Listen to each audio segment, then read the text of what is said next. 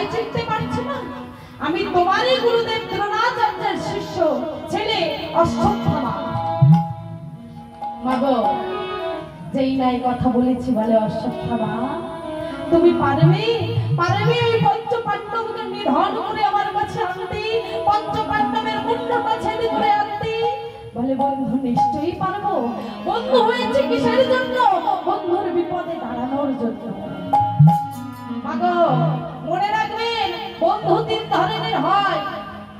একটা হচ্ছে বাবা বন্ধু, আর একটা মিত্র, আর একটা সৌহৃদ। কোনটা বন্ধু? না হয়তো আপনি তার বাড়িতে কিছুই নিয়ে যেতে পারলেন না, সে আপনার বাড়িতে অনেক কিছু নিয়ে আসে বাবা, কিন্তু তার যখন অনুষ্ঠান হয়েছে তার জন্য আপনি কিছুই নিয়ে যাননি, কিন্তু আপনাকে দেখেই সে খুশি, সেটাই হলো প্রকৃত বন্ধু। আর মিত্র কোনটা?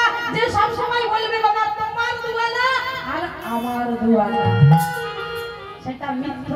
আর সৌহৃদ কোনটা?